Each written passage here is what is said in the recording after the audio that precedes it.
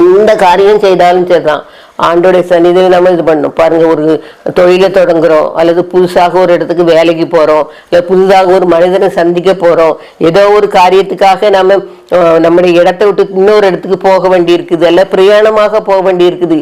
எதுவாக இருந்தாலும் சரி ஒரு கலக்கம் வந்துடும். என் கூட ஒரு டீச்சர் வேலை பார்த்தாங்க. அவங்க சொல்லுவாங்க, டீச்சர் நான் பஸ்ஸுக்கு போகணும்னு சொன்னாலே எனக்கு ஒரு மாதிரி திக்குன்னு வந்துடும். உடனே அந்த நேரம் பார்த்து தான் எனக்கு யூரின் போகணுன்னு இருக்கும், வேற மாதிரிலாம் என்ன செய்ய இருக்கும், வீட்டில் இருந்துக்கிட்டோமான்னு இருக்கும், சாரிலாம் உடுத்துட்டு போவே எனக்கு படப்படப்படன்னு சேர்த்துடும் வந்துடும். அப்புறம் அதுக்கு பிறகு ரொம்ப நேரம் கஷ்டப்பட்டு தான் போவேன். எனக்கு பஸ்லலாம் போகிறதுக்கு இவ்வளோத்துக்கும் பெரிய டீச்சர், அவங்க நல்ல டீச்சர், நல்லா டீச் பண்ணுவாங்க. அவங்க சொல்லுவாங்க, எனக்கு பஸ்ஸில் போனாச்சுனாலே நமக்கு எதுவும் வந்துடுமோ அப்படின்னு நினைப்பேன். சமயத்தில் அடிக்கடி எனக்கு என்ன மோஷன் போகிற மாதிரிலாம் இருக்கும் அப்படின்னு சொல்லி சொல்லுவாங்க. பாருங்க, ஒரு பயம். நல்லா ஜெபம் பண்ணுவாங்க, இது பண்ணுவாங்க. உலக பிரகாரமாக நம்முடைய உடம்புலயே நிறைய பலவீனங்கள் செய்து இருக்கதான் செய்யுது. சில பிள்ளைங்களுக்கு பாருங்க, ஆஸ்பத்திரி வேலையை கண்டா உடனே வாந்தி. அதே மாதிரி அது நான் ஒரு சின்ன பிள்ளைலாம் நம்ம தான் ஆஸ்பத்திரி போச்சுன்னா அந்த ஆஸ்பத்திரியில அந்த இதை போட்டு கழுவி விட்டுருப்பாங்களா, ஃபினாயில் விட்டு, வேற மாதிரி ஃபினாயில், அது ஒரு மாதிரி வாடை அடிக்கும். அதை பார்த்தா கேட்டாலே எனக்கு சுவாசத்தாலே உடனே எனக்கு வாந்தியான சிதறம் வந்துடும். அதே மாதிரி மாத்திரை மருந்துகள் சாப்பிட்டாலும் உடனே வாந்தி வந்துடும். அப்போல்லாம் அந்த மாத்திரையில கையில எடுத்தாச்சுன்னா உடனே என்ன செய்யணும், பயமா இருக்கும், கலக்கமா இருக்கும். எப்படி உடலாம் அப்படி வெளியே வந்துடுற மாதிரி வாந்தி வருமே அப்படின்னு. அப்படி ஒரு கலக்கங்கள் நம்முடைய வாழ்க்கையில ஒவ்வொருத்தருக்கும் ஒரு விதமான கலக்கங்கள் என்ன செய்ய இருக்கும். அப்படி இருக்கும் பொழுது ஆண்டவர் சொல்றாரு, என்ன செய்யுது, எதுக்காகவும் நீங்க கலங்காதீங்க அப்படின்னு சொல்றாரு. ஆண்டவருடைய பெரிய ஒரு விசேஷத்த ஒரு காரியம் சொன்னா கலங்காத நிலைமையில நம்ம வைக்கிறது. பாருங்க, சீஷரோட தான் ஆண்டவர் இருந்தாரு, படகுல இருந்தாரு. நல்லா தெரிந்த சம்பவம் தான்.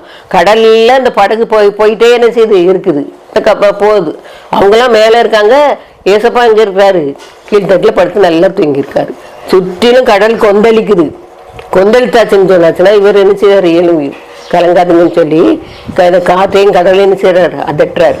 இப்படி அநேக காரியங்களை நம்முடைய வாழ்க்கையில பார்க்க முடியும். நம்ம சில நேரங்களில் நினைப்போம், எப்படி நம்ம இந்த இதை கடந்து வந்தோம், எப்படி கடந்த மரண பள்ளத்தாக்கள் அநேகருடைய மரணங்களை, நமக்கு மிகவும் விருப்பமானவங்க சொந்தமானவங்களுடைய மரணங்கள் எல்லாம் பார்த்துருக்கோம். ஒரு குறிப்பிட்ட நாட்கள்ல இருந்து அதில் வெயிலே வர முடியாது. நமக்கு அவ்வளோ கஷ்டமாக என்ன செய்ய இருக்கும். இதுதான் அவங்களுடைய முகமோ, நம்முடைய முகத்துல நம்முடைய கண்களுக்கு முன்னால நின்றுட்டு அவங்க உபயோகிக்கிற பொருட்கள், பாத்திரங்கள் எல்லாம் நமக்கு என்ன செய்யும் தெரிஞ்சுட்டே இருக்கும். ஆனா அந்த சமயத்துல நம்ம ஆண்டவருடைய ஒரு நினைவு நம்முடைய மனதில் இருந்துச்சுன்னு சொன்னா, ஆண்டவரே எனக்கு நீங்க உதவி செய்யுங்க, நீர் எனக்கு போதுமானவங்க, இந்த உலகத்துல இப்படிப்பட்ட காரியங்கள் எல்லாம் கடந்து போகும் ஆண்டவரேங்கிற ஒரு நல்ல ஒரு மனதுடைய ஒரு பக்குவமான ஒரு நிலைமையை நம்ம அடையணும்னு சொன்னா, இந்த வார்த்தை ஆண்டவர் நம்மோட இருக்கிறாரு, நான் எந்த நிமித்தம் நான் கலங்கவே மாட்டேன், இயேசு என்னோட இருக்கிறதுனால நான் எதுக்கு என்ன செய்வோம் கலங்க மாட்டேன்னு சொல்லி ஃபாதர் பாடின மாதிரி அந்த காரியங்கள் நமக்கு என்ன செய்யும், மனசுல என்ன செய்யணும் இருக்கணும். ஆண்டவர் கூட இருந்தா நமக்கு கலக்கமே வராது. அதே சமயத்துல சாத்தான் இருந்தாச்சுன்னா எதையாவது சொல்லி பயங்காட்டிகிட்டே என்ன இருப்பான்.